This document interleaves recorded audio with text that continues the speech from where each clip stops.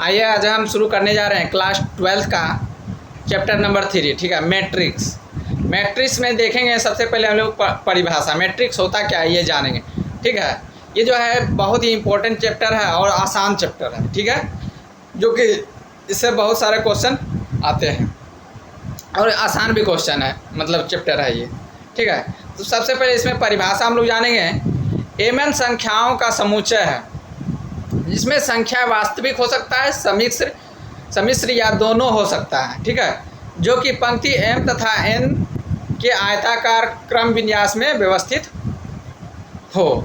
मतलब कोई क्रम में आयताकार, मतलब इस रूप में जो है ना व्यवस्थित हो, मतलब इस रूप में अरेंज किया हुआ हो। मैट्रिक्स को अंग्रेजी वर्णमाला में ABC द्वारा सूचित कर सकते हैं, है ना। तो सबसे पहले जानते हैं मैट्रिक्स होता क्या है। कोई भी संख्या ले लेते हैं, वास्तविक संख्या ले लेते हैं पहले, है ना। तो सबसे पहले वास्तविक संख्या होता क्या है देखना है। तो वास्तविक संख्या क्या होता है? वास्तविक संख्या जो परिमेय संख्या तथा वो परिमेय संख्याओं का योग होता है। देखो, परिमेय संख्या कहते हैं किसको है? परिमेय संख्या जिसे P/Q के रूप में लिखा जा सकता है। मतलब कुछ भी हो सकता है, 2, 3, 4, 1/2, 3/4, ये सारा क्या है? वास्तविक संख्या है, इसमें आता है। ठीक है, √2, √5, ये सब सारा वास्तविक संख्या में आता है। इसमें परिमेय संख्या और अपरिमेय संख्या दोनों, √2 और √5 ये सब क्या है? जो रूट से बाहर नहीं निकल सकता है उसको हम क्या कहते हैं? अपरिमेय संख्या कहते हैं। बाद बाकी ये सारा परिमेय संख्या है, ये अपरिमेय संख्या है। ठीक है, उम्मीद है कि समझ में आ गया होगा। अब देखते हैं कॉम्प्लेक्स नंबर क्या होता है। कॉम्प्लेक्स नंबर क्या है? सम्मिश्र संख्या क्या है? गणित में सम्मिश्र संख्या वास्तविक संख्या का विस्तार है, उसी से मिलकर के जो बना हुआ है सम्मिश्र संख्या। मतलब जैसे 2x 4y है ना, sin theta 2 sin theta 2 cos theta. इसमें वास्तविक संख्या 2 है और cos थीटा क्या को मिलने से जो बनता है उसको सम्मिश्र संख्या बोलते हैं। ठीक है, तो इसमें सबसे पहले ध्यान रखना है, इसको लिखते चलिएगा तो बहुत अच्छा रहेगा। हम इसको मिटा देते हैं। ठीक है, इसको वीडियो को रोक करके लिख सकते हैं। इसको जिसको परिमेय संख्या को परिमेय संख्या नहीं पता है ये जान लीजिएगा। ठीक है, और सम्मिश्र संख्या तो बता ही रहा है। ठीक है, ध्यान रखना है। तो इसमें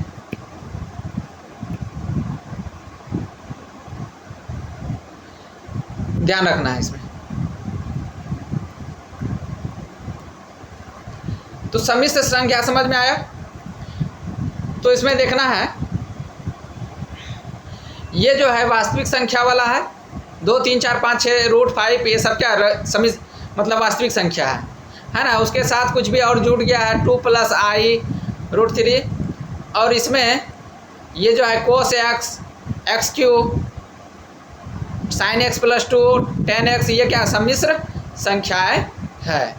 मतलब वास्तविक संख्या के साथ कुछ और जुड़ जाएगा, जैसे x, y, ABCD है ना, वो सम्मिश्र संख्याएं कहलाएगा, है ना। ध्यान रखना, ये इसमें परिभाषा दिया गया यही जो। ठीक है, तो आते हैं फिर से चैप्टर पे। उम्मीद है कि समझ में आ गया होगा। तो समझ में आ गया सम्मिश्र संख्या क्या है, वास्तविक संख्या क्या है। अब आते हैं आव्यूह किसको कहते हैं। ठीक है, ध्यान से देखना है, पूरा वीडियो देखना है ना। तो यहाँ कोई भी संख्या ले लेते हैं, 2, 3, 5, 7, 6, 4, 3, 2। इसको इस तरह ब्रैकेट से घेर देते हैं। इसी को हम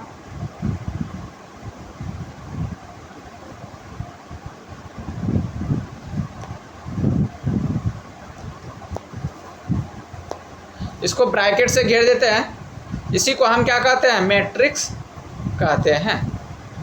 इसको मैट्रिक्स को ABCD कुछ भी से सूचित कर सकते हैं, मतलब A से Z तक कुछ भी से सूचित करते हैं। ठीक है, यहाँ दिया गया है यहाँ पे। अब हम लोग पढ़ेंगे अवयव किसको कहते हैं, पंक्ति किसको कहते हैं, स्तंभ किसको कहते हैं, आव्यूह की कोटि किसको कहते हैं, है ना।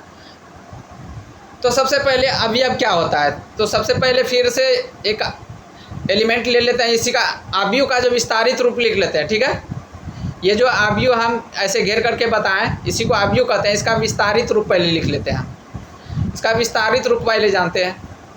ठीक है, तो विस्तारित रूप लेते हैं पहले।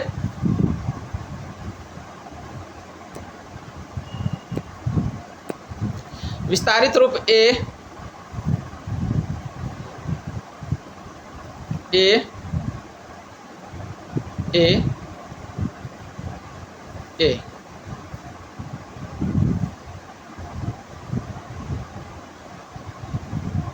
ठीक है, ये ले लिए। फिर से कोई अवयव ए ए ए ए, ठीक है, इसको इस तरह जो है ब्रैकेट से घेर लेते हैं।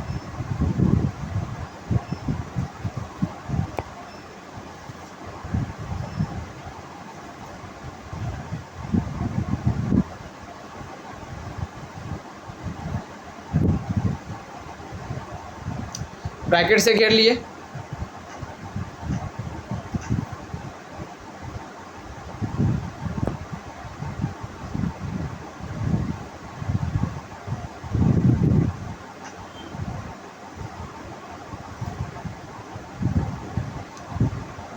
ये ब्रैकेट से घेर लिए। ठीक है, इसको ध्यान रखना है।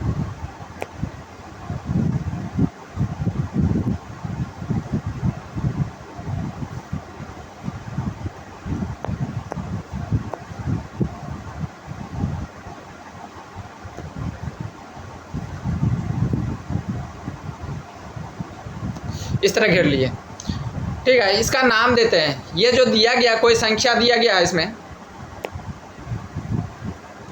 इसमें कोई भी संख्या यहाँ दे देते हैं।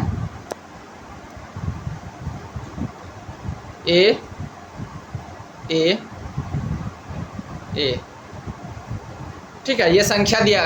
इसके जगह कोई भी संख्या 2 3 4 5 6 हो सकता है एक ही जगह। ठीक है, इसी को ए जो है, ये ए जो दिया गया ये अवयव है। ये जो ए बैठाया गया है ये क्या है, अवयव है ना। ये सारा अवयव है। ठीक है, अवयव का जो है सबसे पहले हम ध्यान रखना है, एड्रेस होता है ना। तो मान लेते हैं कोई भी संख्या था, इसमें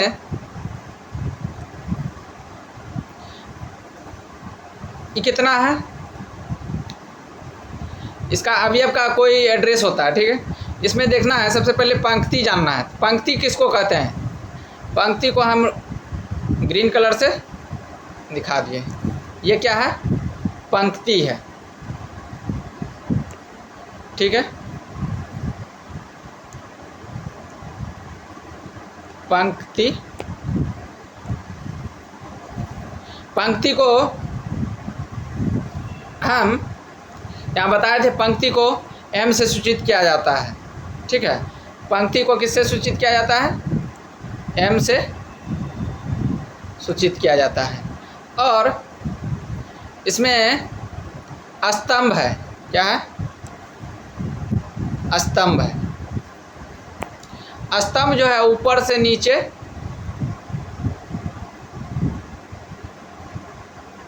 ऊपर से नीचे जो आएगा उसको हम स्तंभ कहते हैं, है ना। इसको क्या कहते हैं हम, स्तंभ। स्तंभ को हम एन से सूचित करते हैं। किससे, एन से सूचित करते हैं, ध्यान रखना है। तो इसमें ये क्या है, पहला पंक्ति है, ये वाला, ये पहला पंक्ति है, तो इसको हम 1 से सूचित करते हैं। ठीक है, पंक्ति को हम ध्यान से देखना, पहला पंक्ति है ये, तो 1 से सूचित किया। ये दूसरा पंक्ति है तो 2 से सूचित कर दिए। तीसरा पंक्ति है तो 3 से, है ना, तीसरा पंक्ति है। अब जो है स्तंभ ऊपर से नीचे आता है, ऊपर से नीचे आता है ना। स्तंभ ऊपर से नीचे आता है, या नीचे से ऊपर बोल सकते हैं, है ना।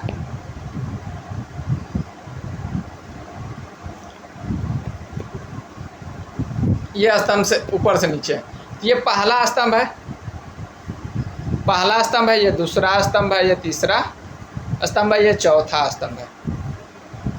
तो इसमें क्या हो जाएगा, ये पहला पंक्ति में पंक्ति को पहले जो लिखना है ना, पंक्ति को पहले लिखना है। तो पहला पंक्ति क्या है, ये पहला हो गया, ये पहला। और स्तंभ क्या है, स्तंभ को हम ब्लू लाइन से, स्तंभ पहला ही है, ठीक है। और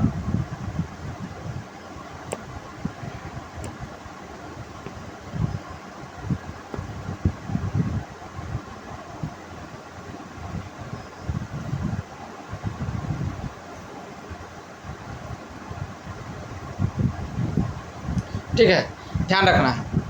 अब इसका नामकरण करते हैं, एड्रेस है ना, जैसे पिन कोड होता है ना हम लोग का जो एड्रेस होता है, उसी तरह इसका एड्रेस है 11 है ना, A11। इस अवयव का एड्रेस कोड कितना है, 11। अब इसका क्या होगा, पहला पंक्ति है, पंक्ति को पहले लिखना है ना। पहला पंक्ति क्या है, इसमें पहला पंक्ति है, ये दूसरा पंक्ति है, मतलब ये पहला ही पंक्ति है, ये पहला पंक्ति है ना। और कॉलम कॉलम कौन सा है, ये दूसरा है, और ये कॉलम दूसरा है, कॉलम तीसरा है, और कॉलम चौथा है, ठीक है, ध्यान रखना है।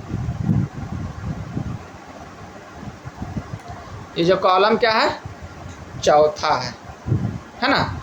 अब जो है पंक्ति, ये जो है पंक्ति दूसरा है,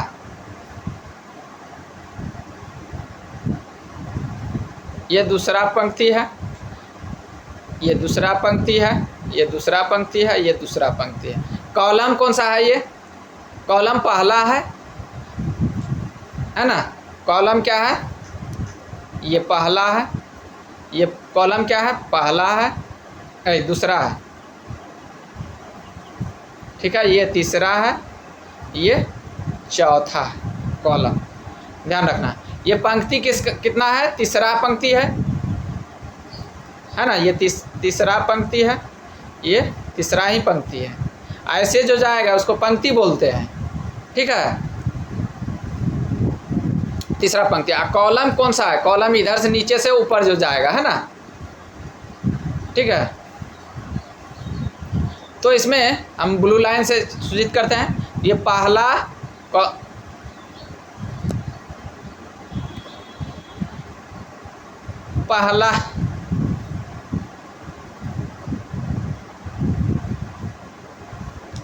ये पहला है,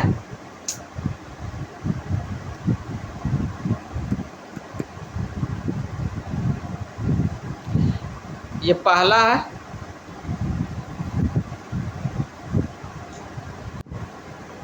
ये पहला कॉलम है, ये दूसरा कॉलम है, ये तीसरा कॉलम है, ये चौथा कॉलम है। इस तरह जो है कॉलम की संख्या को आगे चलते जाएगा, है ना। तो हम लास्ट में क्या देखेंगे, ध्यान से देखना है,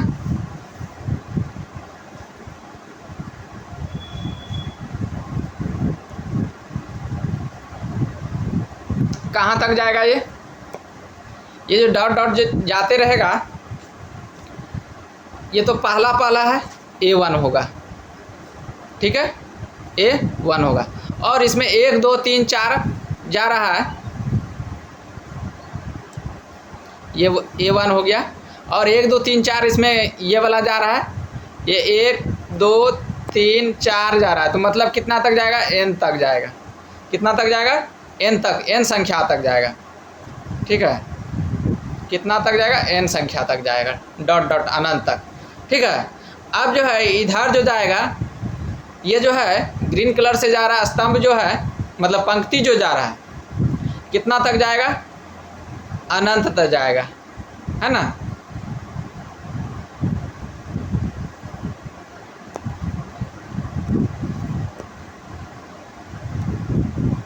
ये जो है ये कहाँ तक जाएगा,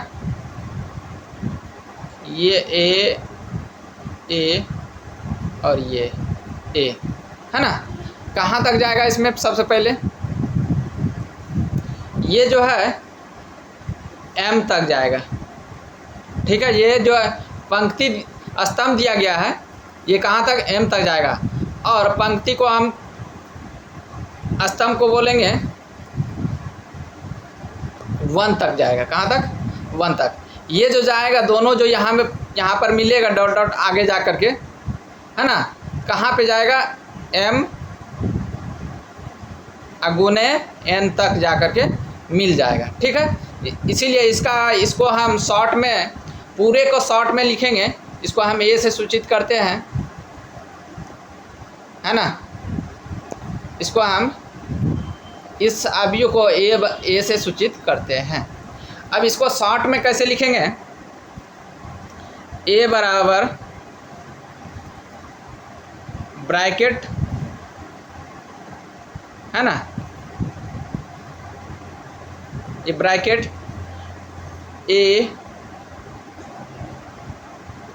इसको आई बोल दिए। ठीक है, इसको आई, इसको हम जे बोल दिए है ना।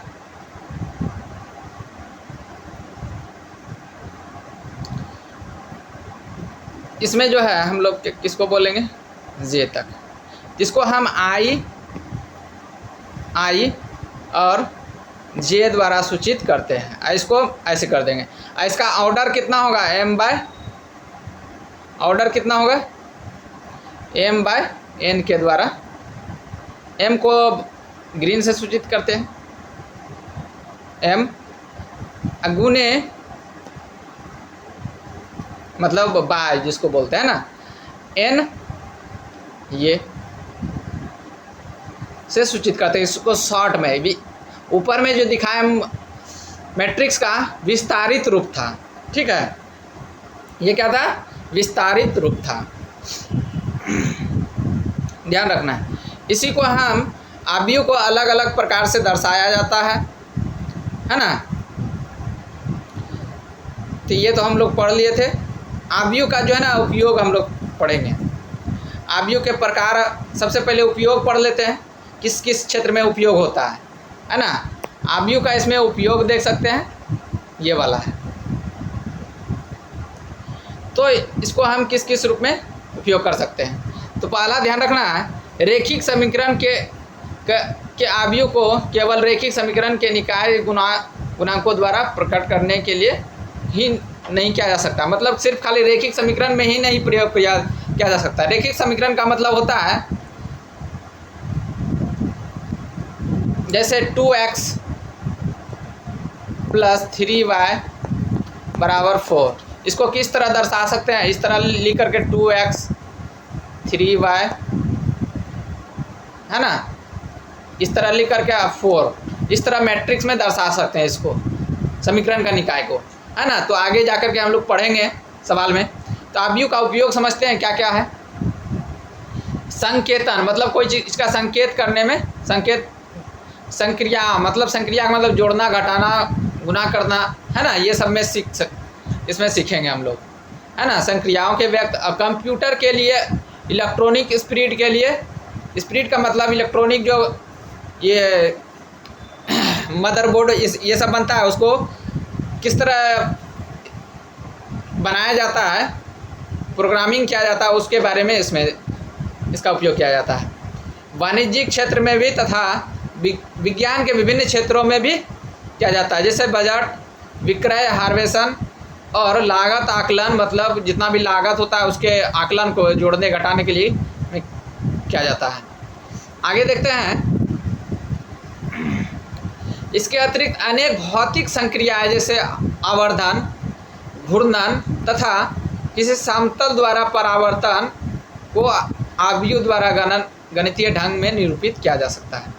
अवयव का प्रयोग गुणलेखी, क्रिप्टोग्राफी जिसको कहते हैं हम लोग, गणितीय संविधान का प्रयोग के लिए विज्ञान की कुछ शाखाओं तक सीमित है, अपितु प्रयोग के आनुवंशिक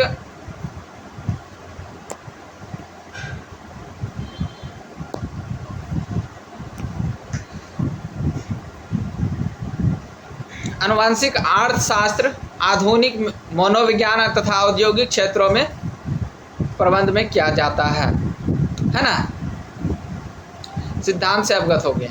तो किसके किसके कंप्यूटर में भी उपयोग किया जाता है, इलेक्ट्रॉनिक स्पीड में भी बनाया जाता है, इलेक्ट्रॉनिक शीट बनाने में, है ना। ये सब सारा जो है बहुत सारे क्षेत्र में मतलब इसका उपयोग किया जाता है मैट्रिक्स का, ठीक है। तो आगे चलते हैं। टाइप्स ऑफ मैट्रिक्स, है ना, मैट्रिक्स के प्रकार। हम लोग इसमें मैट्रिक्स के प्रकार पढ़ने वाले हैं, कौन कौन सा मैट्रिक्स के प्रकार है ना। तो मैट्रिक्स के प्रकार कौन सा, पहला है रो मैट्रिक्स। रो मैट्रिक्स का मतलब इसमें जो है ना ऐसे जो है क्षैतिज जो रहता है उसको हम रो मैट्रिक्स कहते हैं, इसमें क्षैतिज वाला ही है ना। कॉलम मैट्रिक्स किसको कहते हैं, जो कि सिर्फ खाली स्तंभ, जिसको कॉलम किसको कहते हैं, स्तंभ मैट्रिक्स जिसको कहते हैं। तो सिर्फ ऊपर से नीचे वाला ही होगा, उसको कॉलम मैट्रिक्स कहते हैं। अगला है रेक्टेंगुलर। रेक्टेंगुलर का मतलब होता है ऐसा आयत ऐसा बनना, है ना, उसको रेक्टेंगुलर मैट्रिक्स कहते हैं, आयताकार मैट्रिक्स अवयव कहते हैं, है ना।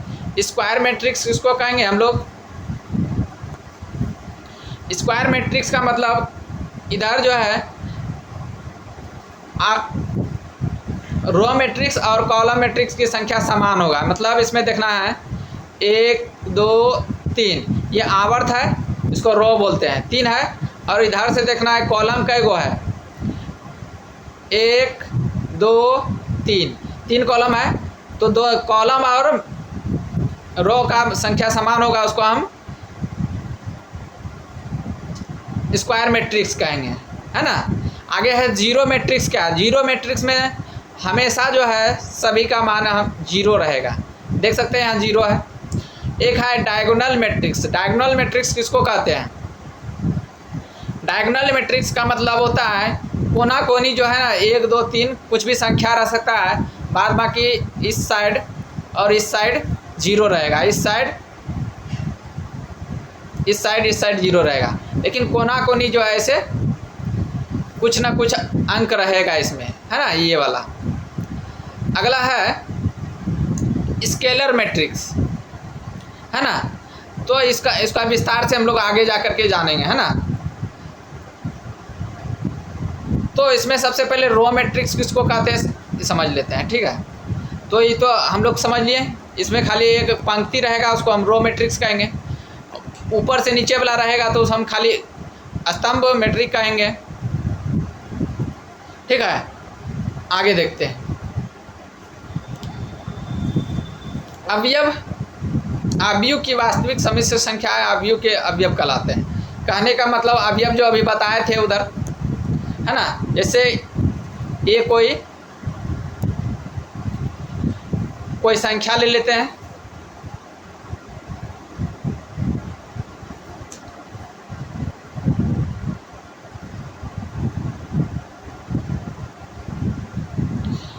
कोई भी संख्या ले लेते हैं। सबसे पहले एक मैट्रिक्स बना लेते हैं, है ना। कोई भी संख्या ले लेते हैं, 1 2 3 4 6 5 4, बीच में कोमा नहीं देना है, 4 6, है ना। ये जो है इसको हम बी से सूचित कर दिए, है ना। ये क्या हो गया, अवयव हो गया। इसमें जो अवयव होगा मतलब ये जो है ये सब क्या है, अवयव, ठीक है। अगर पूछा जाए इसमें A1 और A3 पे कौन कौन है ना, A1 और 3 का अवयव बताएं। A1 है ना, तो पहला को हम क्या बोलते हैं,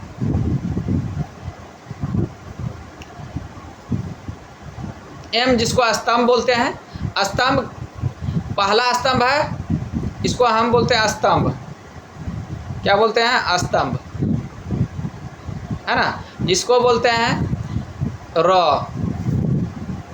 है ना। जिसको पंक्ति बोलते हैं हम लोग, है ना। तो 1 3 पहला स्तंभ में और पंक्ति कौन सा तीसरा, इसमें 1 3 तो नहीं दिया गया है। चलते हैं दूसरा एग्जांपल देख लेते हैं इसमें। तो ये सारा इसमें अवयव कहलाता है, ठीक है। ये सारा क्या है, अवयव कहलाएगा। इसमें अवयव समझ में आ गया होगा। ये सारा क्या कहलाता है, अवयव कहलाता है, ध्यान रखना। अगला देखते हैं विकर्ण अवयव, समझ में आ गया होगा। विकर्ण अवयव, इस अवयव में पंक्ति तथा विकर्ण स्तंभों की संख्या समान होता है, अर्थात m बराबर n होता है। जो अवयव विकर्ण पर नहीं है उसका मान 0 होता है। कहने का मतलब ये अभी जो हम पीछे बता चुके हैं कि कोई एक अवयव ले, ये मान लिए, है ना।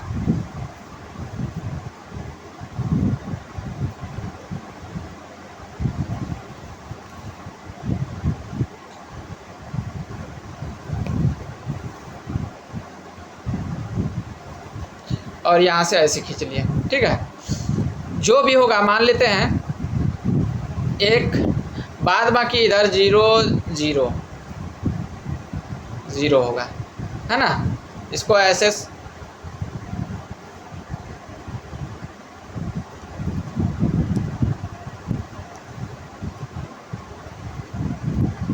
ठीक है। इसमें जो है 0 होगा, 2 होगा, 0 0, ये 0 0 3 0। इसमें और एक लगेगा 0 0 0, ये 4। कहने का मतलब इस विकर्ण में, इस अवयव में पंक्ति तथा स्तंभों की संख्या समान होगा। इधर से अगर पंक्ति अगर 4 है तो स्तंभ की संख्या भी ऐसे करके 4 ही होगा, है ना। ये पहला हो गया स्तंभ, दूसरा, तीसरा, ये चौथा, है ना। ये पंक्ति जो है इधर से इधर गया, ये 1 2 3, ये 4, पंक्ति की संख्या भी समान है। लेकिन इसमें विकर्ण मतलब ऐसे ऐसी, है ना। इसमें कोई भी संख्या रह सकता है, ठीक है। और बाद बाकी दोनों साइड जो होगा, है ना, दोनों साइड ये वाला जो बचा इसमें 0 होगा, और ये सारा जो इधर साइड बचा ये सारा 0 हो जाएगा। इसी को हम क्या कहते हैं, विकर्ण अवयव कहते हैं, ठीक है। अदिश अवयव किसको कहते हैं,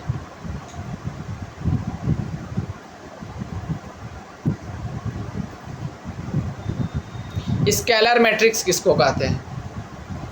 तो इसमें अदिश अवयव किसको कहते हैं, ध्यान रखना है। तो अदिश अवयव जिस वर्ग अवयव के विकर्ण के सभी अवयव समान हो, क्या हो, सभी अवयव समान हो, उसे हम उस अवयव को अदिश अवयव कहते हैं। और इसमें जो है k का मान जो है 0 या 1 नहीं होना चाहिए, है ना। 0 और 1 नहीं होना चाहिए। तो फिर से हम एक ले लेते हैं। सबसे पहले एक अवयव लिए a, ठीक है, ऐसे खींच लिए, ये बना लिए। मान लेते हैं कोई भी संख्या, मतलब ये जो है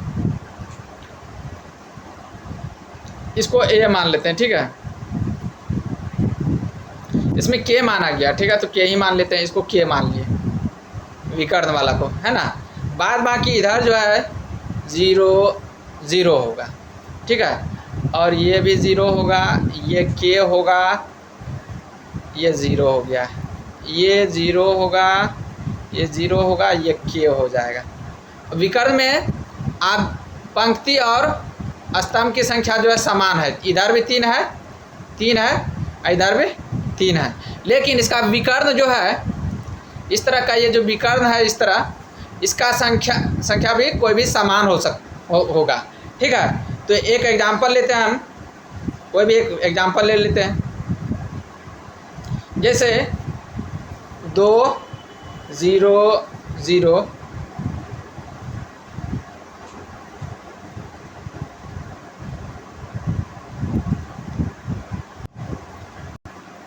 इसमें 0 हो गया। ठीक है, फिर यहाँ 0 होगा, फिर यहाँ 2 होगा, यहाँ 0 होगा, फिर यहाँ 0 होगा, 0 होगा और यहाँ 2 होगा।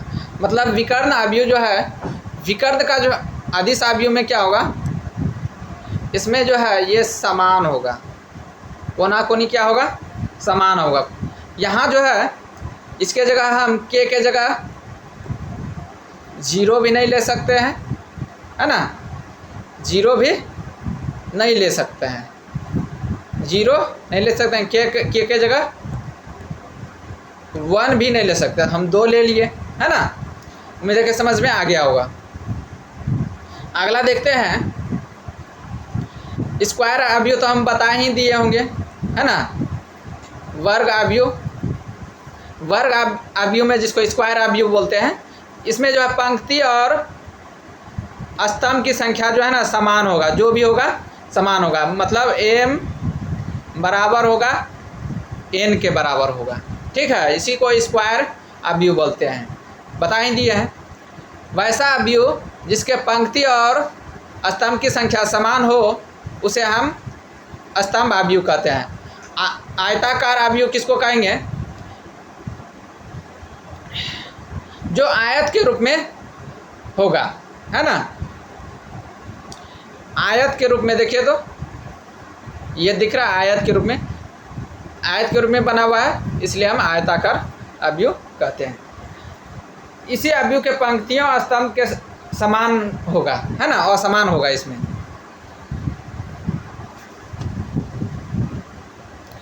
ध्यान रखना है। आगे देखते हैं, ये स्केलर जिसको हम लोग अदिश अवयव कहते हैं, ये वाला जो हम अभी स्केलर बताएं, अदिश राशि, अदिश मैट्रिक्स। अब जो है इकाई तत्समक जिसको यूनिट मैट्रिक्स बोलते हैं, तो अगला देखते हैं, हम लोग पढ़ेंगे इकाई तत्समक। ठीक है, इकाई तत्समक में क्या होता है अवयव में, इकाई तत्समक अवयव में क्या है, यह एक वर्ग अवयव है। क्या है, वर्ग अवयव का मतलब पंक्ति और स्तंभ की संख्या समान होना चाहिए, और जिसके विकर्ण के अवयव एक के समान हो तथा अन्य अवयव शून्य हो। ठीक है, तो ध्यान रखना है।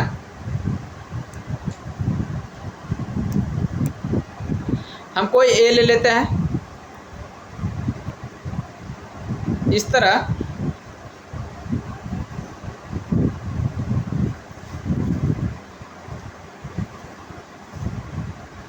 अवयव ले लिए।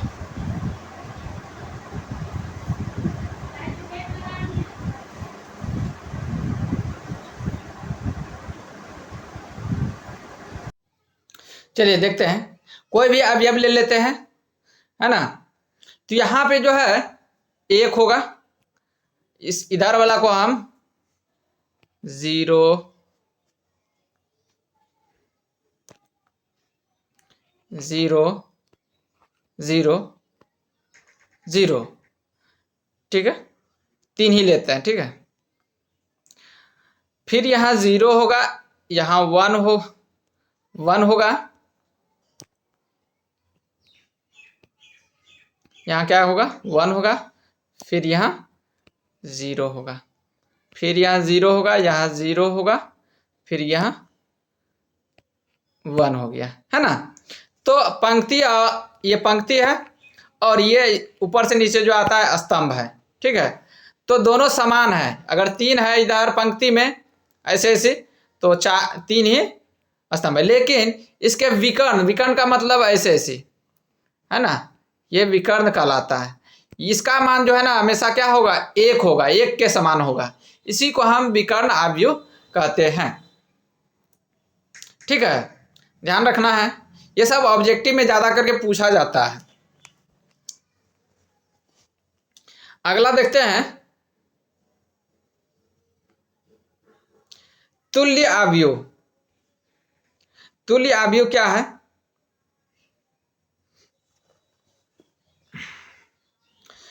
तुल्य अवयव में क्या है? इसमें एक ही कोटि के दो अवयव तुल्य अवयव को कहते हैं, है ना।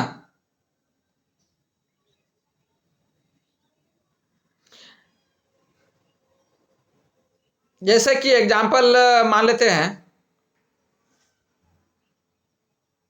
एक ही कोटि के दो अवयव, जैसे मान लेते हैं ए बराबर कितना है, ये है, ये है 2 3 4 5 4 6 2 5 3, ये हो गया। अब इसी कोटि का जो है, ये कितना बाय कोटि है, ये स्तंभ की पंक्ति की संख्या कितना है, पंक्ति, ध्यान रखना है, ये पंक्ति जो है, ये पहला पंक्ति हो गया, ये दूसरा पंक्ति हो गया, ये तीसरा पंक्ति हो गया। तो कितना, पंक्ति की संख्या कितना हो गया, पंक्ति की संख्या 3 हो गया। और स्तंभ देखते हैं, स्तंभ ऐसे हो गया 1 2 3, तो 3/3 हो गया, 3/3 हो गया।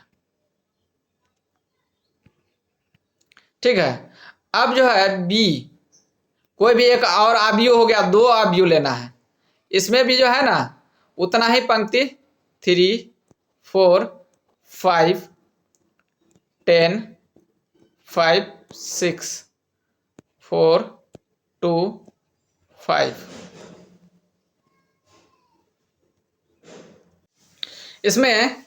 इसमें भी देख सकते हैं,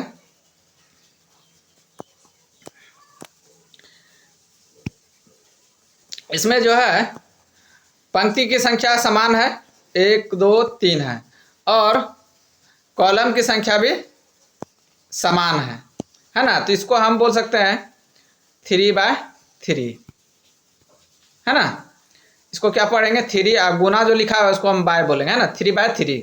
तो दो जो है, ये जो परिभाषा में दिया, एक ही कोटि के, है ना, अवयव को तुल्य अवयव कहते हैं। एक ही कोटि का मतलब ये कोटियों की संख्या जो है समान होना चाहिए, 3/3 है, इसमें कोटि की संख्या कितना है, 3/3 है। दो कोटियों, दो अवयव के तुल्य के को कहते हैं, है ना, एक ही कोटि ऐसा होना चाहिए। उम्मीद है कि समझ में आ गया होगा।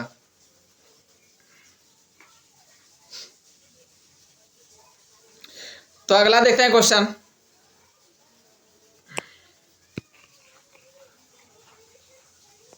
समान अवयव।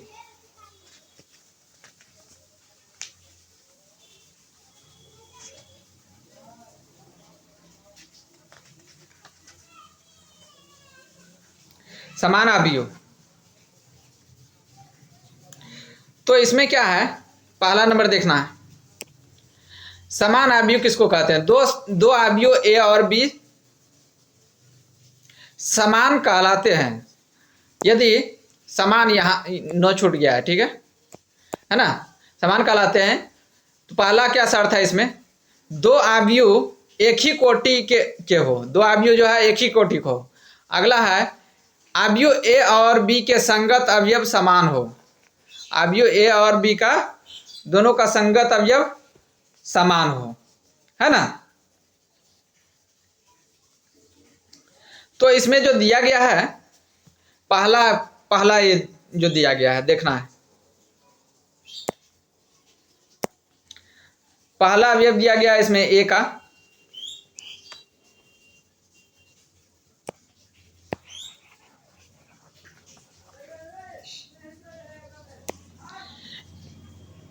ए बराबर अवयव है 2 + 3, फिर है 4 - 1, है ना, और फिर है 3 × 3, फिर है 1 माइनस 1, फिर है 6 प्लस 2, 6 प्लस 2 और एक है 7।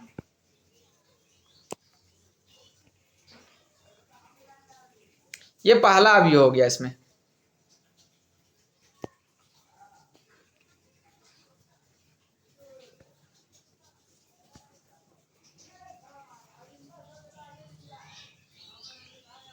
ये पहला अवयव हो गया। अब दूसरा अवयव देखते हैं। दूसरा अवयव को बी मानते हैं। बी का जो है अवयव लिखते हैं। इसमें है 5, 3, 9 और 0, 8, 7। समान अवयव है, लेकिन इसका देखिए तो इसका संगत क्या है, ये वाला, इसका संगत ये, इसका संगत ये और इसका संगत ये है। इसमें इसका संगत ये है, इसमें संगत ये है और इसमें संगत ये है। दोनों का अवयव समान हो उसे हम समान अवयव कहते हैं। ध्यान रखना है। उम्मीद है कि समझ में आ गया हो। दो अवयव है लेकिन दोनों का संगत कोटि समान होना चाहिए। कोटि का मतलब हुआ है ये 2/3 है, कितना है, 2/3 है, तो ये भी 2/3 होना चाहिए। तो ये भी 2/3 है। और इसका संगत अवयव जो अभी बताया, इसका जो होगा ये इसका होगा, इसका जो होगा ये होगा। ध्यान रखना है। इसी को हम समान अवयव कहते हैं।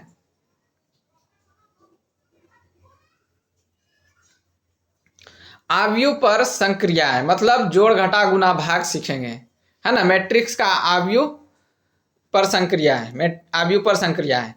तो इसमें हम लोग सीखेंगे अवयव को के योग, है ना। तुल्य अवयव के योग और उसके संगत अवयवों के योग से प्राप्त होता है।